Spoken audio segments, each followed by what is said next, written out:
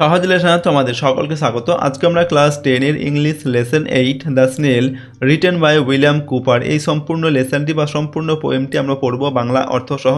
সেই সঙ্গে এখানে যে এক্সারসাইজগুলো রয়েছে সমস্ত এক্সারসাইজ বা প্রশ্নের উত্তর নিয়ে আমরা আলোচনা করব আজকের এই ভিডিওতে। সুতরাং সম্পূর্ণ ভিডিওটি তোমরা দেখো মনোযোগ সহকারে, তাহলে লেসন 8 দ্য স্নেল তোমাদের যেটা রয়েছে এই সম্পূর্ণ লেসন বা সম্পূর্ণ পোয়েমটির বাংলা অর্থ তোমরা খুব ভালোভাবে বুঝতে পারবে এবং সেই সঙ্গে যে এক্সারসাইজ রয়েছে সমস্ত এক্সারসাইজের সলিউশনও তোমরা জানতে পারবে আজকের এই ভিডিওটির মাধ্যমে। এবং পরীক্ষায় তোমাদের যদি এই পোয়েমটি থেকে কোনো স্ট্যান্জা তুলে প্রশ্ন দেওয়া হয় তাহলে সেই বা সেই স্ট্যান্জাটা তোমরা কিন্তু ভালোভাবে যে বাংলা মানে সেটা বুঝতে পারবে এবং সেই সঙ্গে যে প্রশ্ন দেওয়া থাকবে সেখানে তার উত্তরগুলো তোমরা কিন্তু খুব সহজেই লিখতে পারবে পরীক্ষায়। ঠিক আছে, তো চলো আজকে আমরা দেখে নিই তোমাদের এই ভিডিওটির মাধ্যমে তোমাদের ক্লাস 10 এর ইংলিশ লেসন 8 যেটা রয়েছে দ্য স্নেল লিখেছেন উইলিয়াম কুপার। ঠিক আছে, দেখো প্রথমে আমাদের এই পোয়েমটার কি নাম দেওয়া হয়েছে দ্য স্নেল। স্নেল মানে কি আমরা জানি শামুক, অর্থাৎ এখানে একটি শামুকের সম্পর্কে কিন্তু বর্ণনা করা হয়েছে এই কবিতাটির মধ্যে। ওকে, প্রথমে আমাদের রয়েছে the author and the text. Text বলতে যে কবিতাটা আমরা পড়বো এখন সেটা সম্পর্কে বলা হচ্ছে, আর অথর মানে কি লেখক বা কবি। ওকে, তো লেখক বা কবির সম্পর্কে আমাদের এখানে একটু তথ্য দেওয়া আছে এবং যে কবিতাটা আমরা পড়বো সেটার সম্পর্কে একটা সংক্ষিপ্ত তথ্য এখানটায় রয়েছে। তো এটা আমরা একবার পড়ে নিয়ে তারপর মূল কবিতাটি পড়বো এবং তারপর আমরা প্রশ্নের উত্তরগুলি জেনে নেব। দেখো প্রথমে রয়েছে William Cowper 1731 to 1800 was one of the most popular poets of his times. তো কী বলা হচ্ছে, উইলিয়াম কুপার এর জন্ম 1731 খ্রিস্টাব্দে, মৃত্যু 1800 খ্রিস্টাব্দে। ওয়াজ মানে হচ্ছে ছিলেন, one of the most popular poets of his times. Of his times মানে হচ্ছে তার সময়কার, তিনি যে সময় ছিলেন আর কি কবি, সেই সময়কার যে সমস্ত সবচেয়ে মানে পপুলার মানে কি জনপ্রিয় কবিরা ছিলেন তাদের মধ্যে তিনি ছিলেন একজন। Okay, Cowper change the direction of 18th century nature poetry by writing about the English countryside and the everyday lives of people. তো কী বলা হচ্ছে, দেখো কুপার চেঞ্জড মানে পরিবর্তন করে দিয়েছিলেন। কী পরিবর্তন করেছিলেন? The direction of 18th century nature poetry. তো 18 শতকের যে নেচার পোয়েট্রি মানে হচ্ছে প্রকৃতির যে কবিতা, সেই কবিতাগুলির যে ডিরেকশন বলতে গতিপথ তিনি পরিবর্তন করে দিয়েছিলেন। কিভাবে? দেখো, by writing about the English countryside. এখানে ইংলিশ কান্ট্রি সাইড মানে হচ্ছে কি ইংরেজ বা ইংল্যান্ডের যে সমস্ত কান্ট্রি সাইড বলতে গ্রামের দৃশ্য, ঠিক আছে, গ্রাম্য প্রকৃতির বা গ্রামের দৃশ্য, সেই সম্পর্কে তিনি লিখে আর কি করেছিলেন, and the everyday lifes of people, এবং মানুষের দৈনন্দিন জীবন সম্পর্কে বা প্রতিদিনের জীবন সম্পর্কে, এবং ইংল্যান্ডের যে সমস্ত গ্রামের দৃশ্য সেই সমস্তগুলো লিখে তিনি কী করেছিলেন, 18 শতকের যে সমস্ত মানে প্রকৃতির যে কবিতা সেই কবিতার গতিপথ তিনি পরিবর্তন করে দিয়েছিলেন। এরপর দেখো his famous works include only hymns and the task. তো তার বিখ্যাত যে সমস্ত রচনা সেই রচনাগুলির মধ্যে কী কী রয়েছে, only hymns and the task এইগুলো।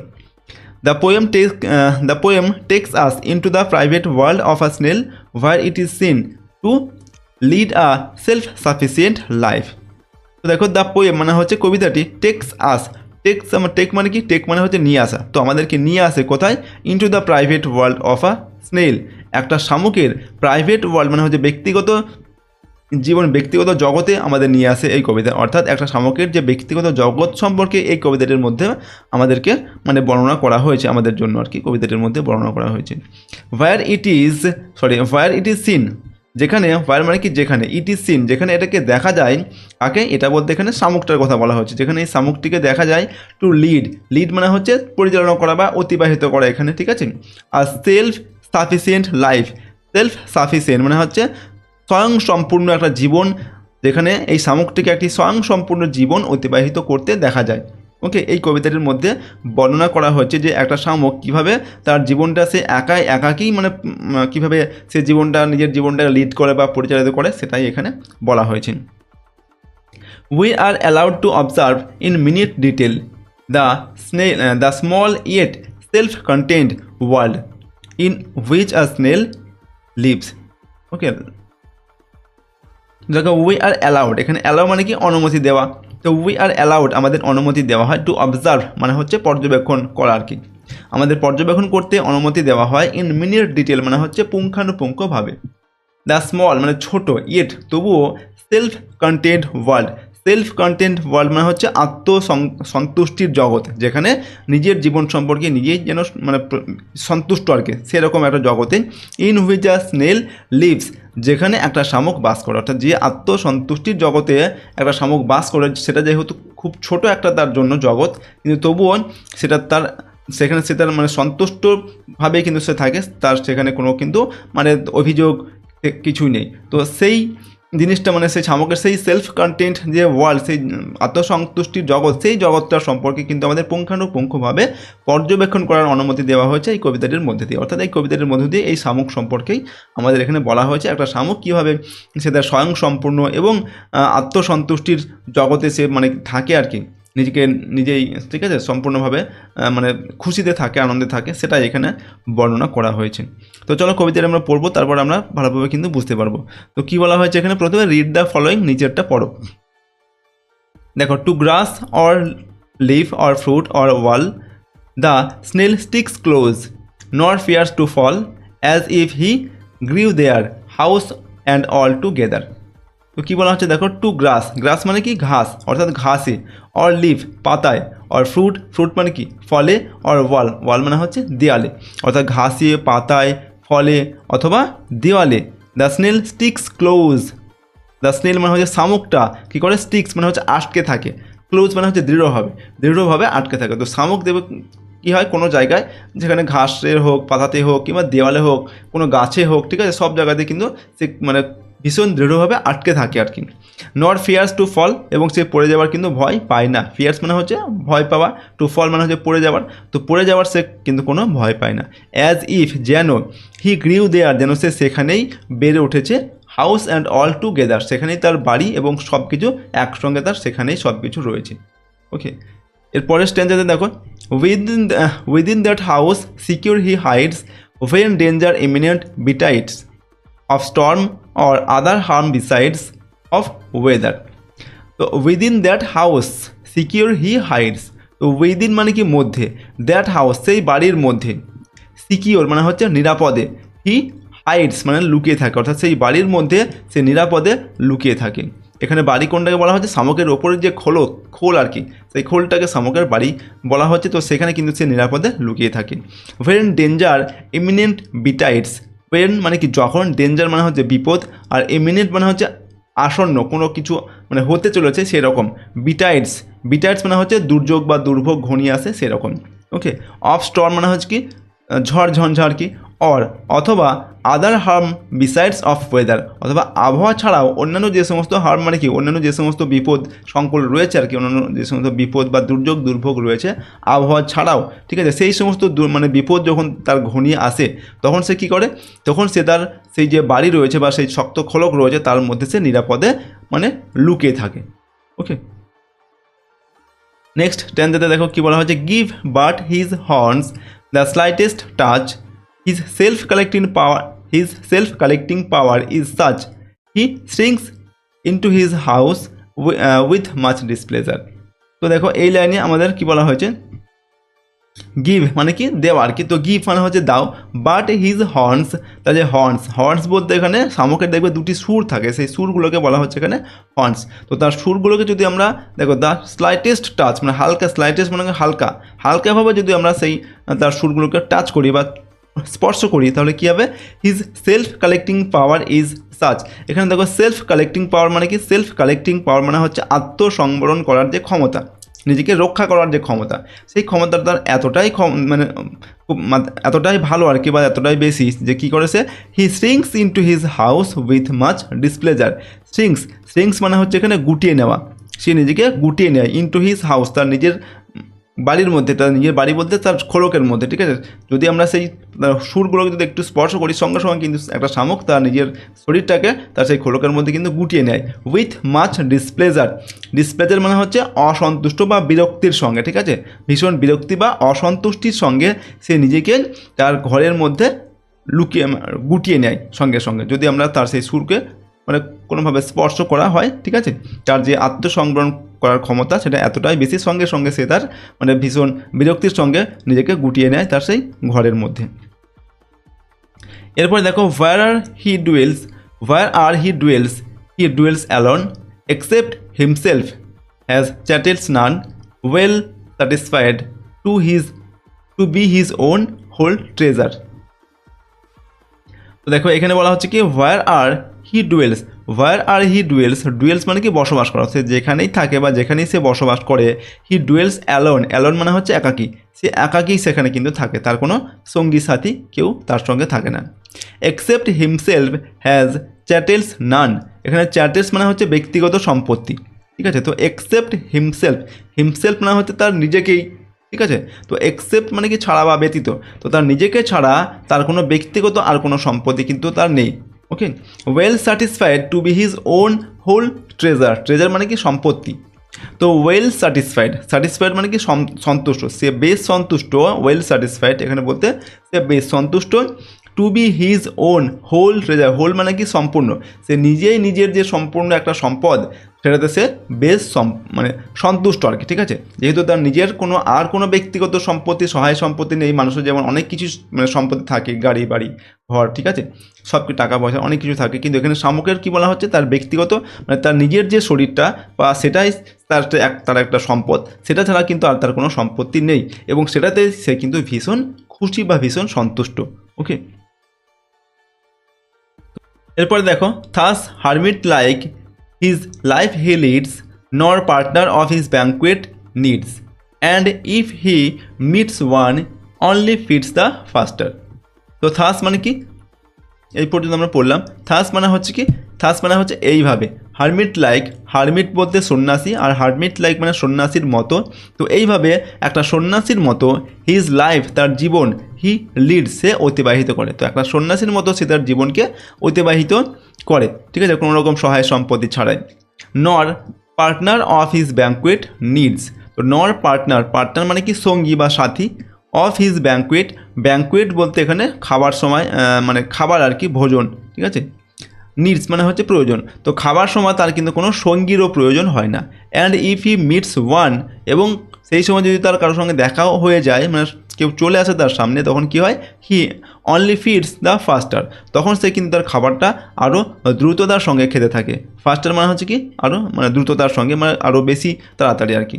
তো খাবার সময় তার যেমন কোনো সঙ্গীর প্রয়োজন হয় না, তেমনি খাবার সময় যদি তার সামনে কেউ চলেও আসে, ঠিক আছে, সেই সময় সে কী করে, খাবারটা আরও দ্রুততার সঙ্গে খেতে থাকে। এরপরে দেখো, who seeks him must be worse than blind, he and his house are so combined, if finding it he fails to find its master. তো কী বলা হচ্ছে, হু মানে হচ্ছে যে, হু সিক্স হিম যে তাকে খোঁজে, সিক মানে কি খোঁজা, যে তাকে খোঁজে, মাস্ট বি মানে অবশ্যই হবে, ওর্স দ্যান ব্লাইন্ড, ওর্স মানে কি আরও খারাপ, দ্যান ব্লাইন্ড মানে অন্ধ, ব্লাইন্ড মানে কি অন্ধ। তো যে তাকে খোঁজে আর কি, সে অন্ধের থেকেও আরও খারাপ, মানে অন্ধের থেকেও আরও খারাপ বলতে সে অন্ধের থেকেও অন্ধ আর কি, সেটাই বোঝানো হচ্ছে। কেন না, he and his house are so combined, সে এবং তার যে বাড়ি সেটা এতটাই সংযুক্ত, if finding it he fails to find its master. তো ইফ মানে হচ্ছে যদি, ফাইন্ডিং ইট এটাকে খুঁজে পাওয়া যায়, বা এটাকে যদি আমরা খুঁজে পাওয়া যায়, এটাকে বলতে শামুকটাকে যদি খুঁজে পাওয়া যায়, he fails to find its master, মানে এর যে মাস্টার মানে এই বাড়িটার যে মালিক, সেই মালিকটাকে খুঁজে পেতে সে ব্যর্থ হয়। অর্থাৎ এখানে কি বলা হচ্ছে, শামুকটাকে যদি কেউ খুঁজতে চায় তাহলে সে কিন্তু অন্ধের থেকেও বেশি অন্ধ, কারণ শামুকটা এবং তার যে বাড়িটা এতটাই সংযুক্ত যে যদি আমরা শামুকটিকে তার বাড়িটাকে যদি খুঁজে পাওয়া যায়, তবুও কিন্তু তার ভিতর যে মালিক রয়েছে সেই বাড়ির, তাকে কিন্তু খুঁজে পাওয়া যায় না। অর্থাৎ শামুকটাকে কিন্তু আমরা দেখতে পাই না, সে তার নিজের যে খোলকের মধ্যে কিন্তু সেটাকে নিজেকে গুটিয়ে রাখে বা নিরাপদে লুকিয়ে রাখে, ঠিক আছে। তো এই হচ্ছে একটা শামুক সম্পর্কে আমাদের এখানে একটি বর্ণনা দেওয়া হয়েছে, যেটা আমরা পড়লাম। এরপর কয়েকটা ওয়ার্ড দেওয়া আছে, ওয়ার্ডগুলো দেখে নাও। প্রথমে রয়েছে ইমিনেন্ট মানে হচ্ছে লাইকলি টু হ্যাপেন সুন, মানে হচ্ছে ঘটতে চলেছে এরকম, ওকে, আসন্ন আর কি। চ্যাটেলস মানে হচ্ছে পার্সোনাল বিলঙ্গিংস, ব্যক্তিগত সহায় সম্পত্তি আর কি।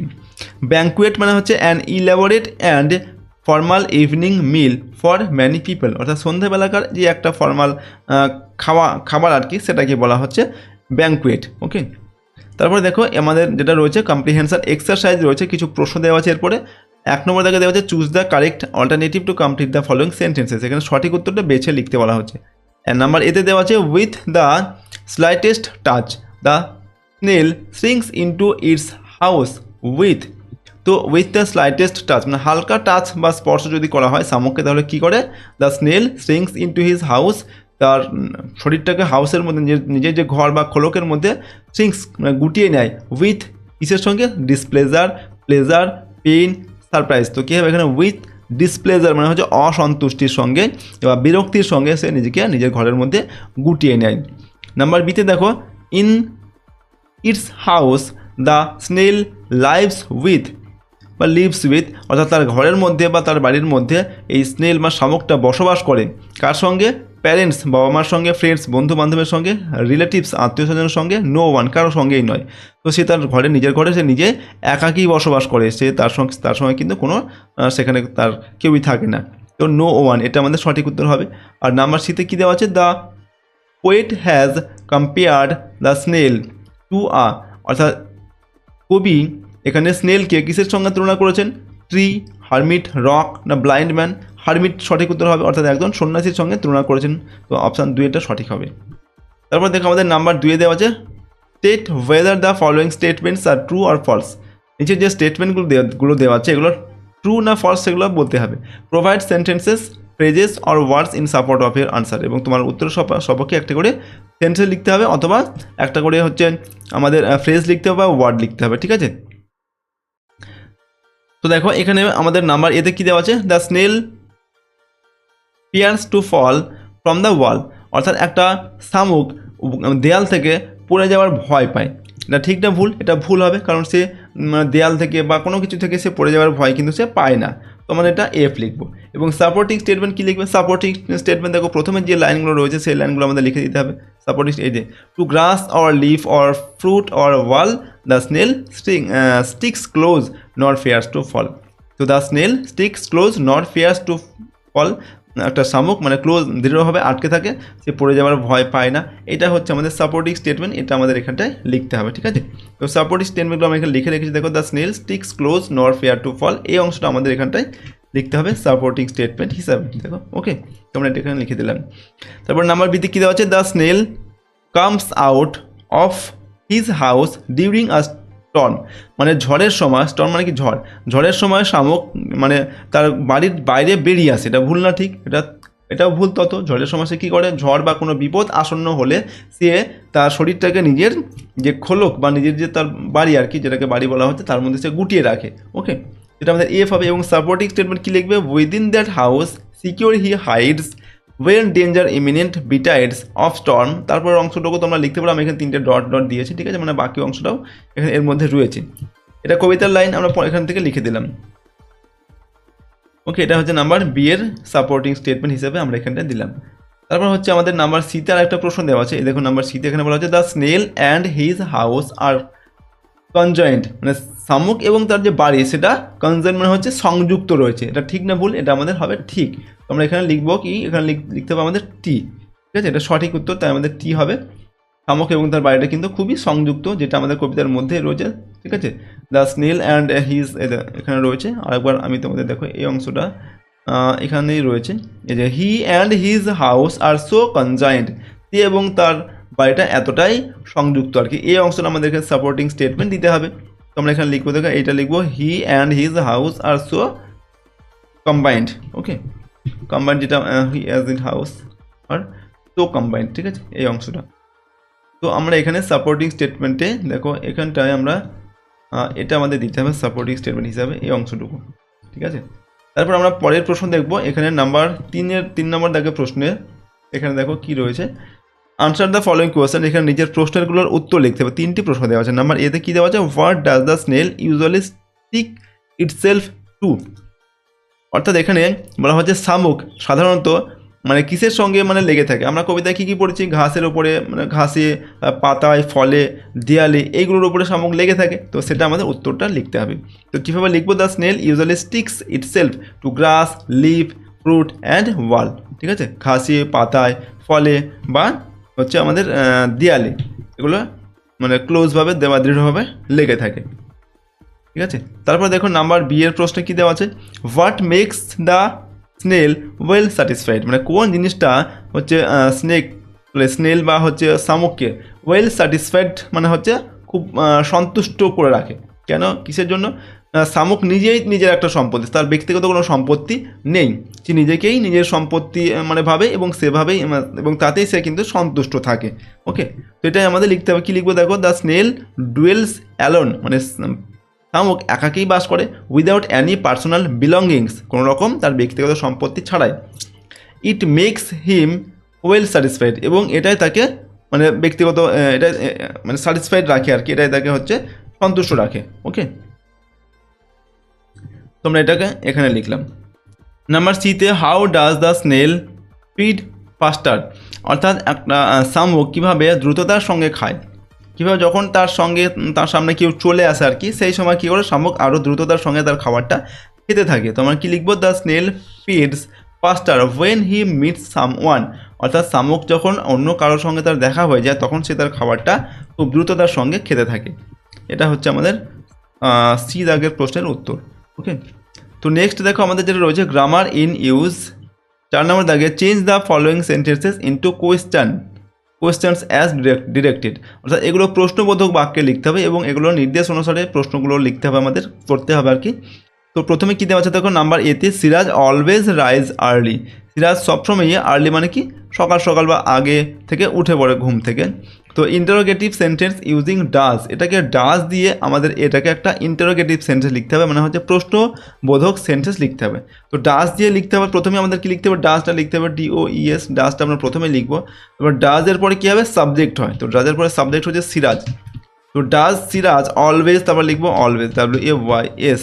তো ডাজ সিরাজ অলওয়েজ, এবার হবে ভার্বটা হবে, ভার্ব হচ্ছে রাইস, এখানে কিন্তু আর আমাদের এসটা কিন্তু আর হবে না, RISE, যেহেতু এখানে আমাদের ডাজ দেওয়া হয়েছে তো আমাদের এখানে থেকে কিন্তু এসটা আর উঠে যাবে, এসটা আর কিন্তু দিলে হবে না, তারপর হবে কি আর্লি।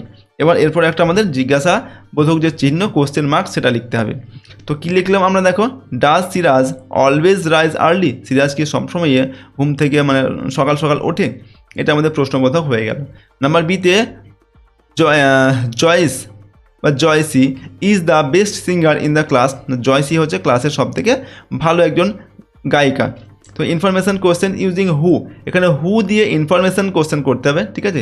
ইনফরমেশান কোশ্চেন বলতে যেখানে আমরা শুধুমাত্র ইয়েস নো ছাড়াও অন্য কোনো এটার উত্তর পাওয়া যায় একটা, ঠিক আছে, একটা বড় একটা উত্তর পাওয়া যায়, তো এটা হচ্ছে আমাদের বলা হয় ইনফরমেশান কোশ্চেন।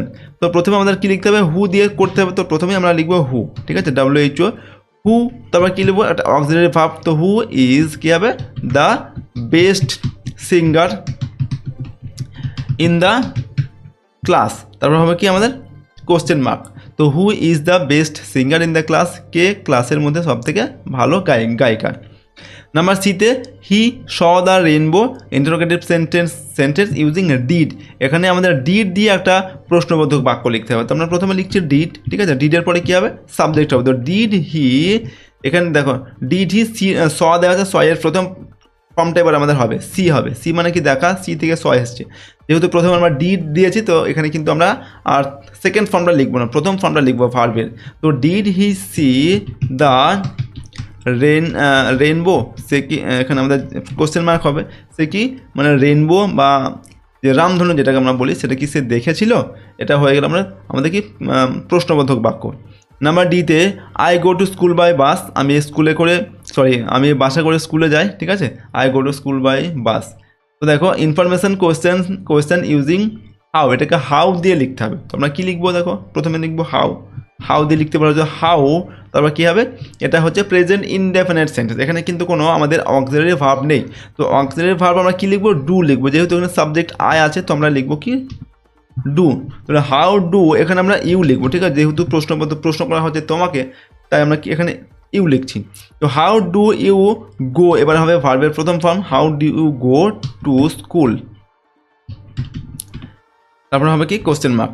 তো how do you go to school, তুমি কীভাবে স্কুলে যাও, এটা হয়ে গেল আমাদের প্রশ্নবোধক বাক্য। ওকে, তারপর আমাদের রয়েছে রাইটিং অ্যাক্টিভিটি দেওয়া আছে একটা 5 নম্বর দাগে, write a letter within 100 words to the editor of an English daily about the disturbance caused by the thoughtless use of loudspeaker। তো কী বলা হচ্ছে, রাইট আ লেটার, একটা লেটার লিখতে হবে 100টা শব্দের মধ্যে, to the editor of English daily, একটা ইংরেজি সংবাদপত্রের সম্পাদককে একটা তোমাকে চিঠি লিখতে হবে, অ্যাবাউট দ্য ডিস্টারবেন্স বলতে যে সমস্ত আমাদের মানে বিরক্তিকর যে ব্যাপার আর কি সেটার সম্পর্কে লিখতে হবে, ঠিক আছে। Caused by the thoughtless use of loudspeaker মানে কি আমরা জানি, মানে উচ্চস্বরে যে সমস্ত মানে শব্দ হয় আর কি, সেই শব্দের যে থটলেস মানে হচ্ছে যে অবিবেচকভাবে এই মানে লাউডস্পিকারগুলো ব্যবহার করা হয়, তার ফলে আমাদের যে ডিস্টারবেন্সটা হয়, আমাদের যে মানে বিরক্তিকর ব্যাপারটা হয়, সেটা সম্পর্কে তোমাকে লিখতে হবে একটি হচ্ছে লেটার সংবাদপত্রের সম্পাদককে। তো সেটা লেখার জন্য আমাদের কী লিখতে হবে দেখো, কী করবো, প্রথমে আমরা to the editor the Statesman, to the editor লিখতে হবে। তারপর স্টেটসম্যানটা কি, যে কোনো একটা পত্রিকার নাম লিখতে হবে। আমরা এখানে স্টেটসম্যান লিখলাম এবং স্টেটসম্যান পত্রিকার এখানে ঠিকানা লিখতে হবে, অ্যাড্রেস লিখতে হবে। এর অ্যাড্রেসটা হচ্ছে কলকাতা 700001। ওকে, এরপর আমাদের লিখতে হবে একটি সাবজেক্ট, মানে একটা সাবজেক্ট, কোন সাবজেক্টের উপর আমরা লিখছি এই লেটারটা, সেটা কি disturbance caused by the thoughtless use of loudspeaker. Okay, অথবা সংক্ষেপে ডিস্টারবেন্স কজড বাই লাউডস্পিকার। ঠিক আছে, এইটুকু আমরা লিখে, এই অংশটুকু বাদও তোমরা দিতে পারো। ঠিক আছে, ডিস্টারবেন্স কজড বাই লাউডস্পিকার এটাও লিখতে পারো বা পুরোটাও লিখতে পারো। এবার আমাদের লিখতে হবে আমাদের যে বক্তব্য সেটা লিখতে হবে। কীভাবে লিখবো, sir please allow me some space in your esteemed daily to express my grievance regarding thoughtless use of loudspeaker and sound boxes, the excessive noise from loudspeakers during events and celebrations is causing significant disturbance to residents, especially the elderly and children. It disrupts daily activities and affects our health and well-being. I urge authorities to implement regulations on the use of loudspeaker to ensure an peaceful environment for all. এরপর yours faithfully নিজের পুরো নামটা এখানে লিখবে এবং নিজের পুরো address লিখতে হবে। ঠিক আছে, এটার বাংলাটা দেখো আমরা এখানে দিয়েছি যে লাউডস্পিকার এবং সাউন্ড বক্সের অবিবেচনাপূর্ণ ব্যবহার সম্পর্কে আমার অভিযোগ প্রকাশ করার জন্য আপনার সম্মানিত দৈনিক পত্রিকায় আমাকে কিছুটা জায়গা দিন। অনুষ্ঠান এবং উদযাপনের সময় লাউডস্পিকারের অত্যাধিক শব্দ বাসিন্দাদের, বিশেষ করে বয়স্ক এবং শিশুদের জন্য উল্লেখযোগ্য সমস্যা তৈরি করছে। এটি দৈনন্দিন কাজকর্ম ব্যাহত করছে এবং মানুষের স্বাস্থ্য ও সুস্থতার উপর প্রভাব ফেলছে।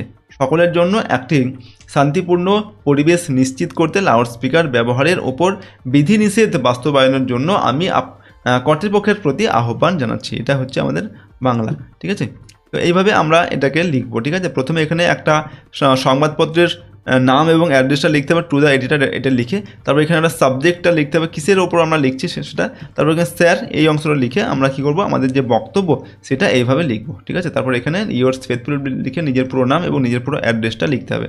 তো এইভাবে একটা এডিটোরিয়াল লেটার, এটাকে আমরা কী বলবো, এডিটোরিয়াল লেটার, যেহেতু আমরা এটাকে একটা এডিটরে লিখছি। ঠিক আছে, একটা সংবাদপত্রের সম্পাদককে লেখা হচ্ছে, এটাকে বলা হয় এডিটোরিয়াল লেটার। তো এইভাবে এই লেটারগুলো তোমরা লিখবে। ওকে, তো দেখো আজকে আমরা তোমাদের হচ্ছে ক্লাস 10-এর লেসন 8 যেটা ছিল দ্য স্নেল, এই কবিতাটি সম্পূর্ণ পড়লাম। তারপর যে এক্সারসাইজগুলো ছিল সেগুলো কমপ্লিট করলাম। ওকে, তো তোমাদের কিন্তু এই ক্লাস 10-এর 8টি লেসন, 1 থেকে 8 নম্বর লেসন, সমস্ত লেসনগুলো আমরা কিন্তু পরপর কমপ্লিট করলাম। সমস্ত লেসনগুলো আমরা বাংলা অনুবাদ সহ পড়েছি এবং তার সঙ্গে আমরা কী করছি, তার যে এক্সারসাইজগুলো ছিল সমস্ত এক্সারসাইজগুলো কিন্তু আমরা কমপ্লিট করেছি। ঠিক আছে, তো চলো আজকের এই ভিডিওটা আমরা এখানে শেষ করছি। সম্পূর্ণ ভিডিওটি দেখার জন্য অসংখ্য ধন্যবাদ।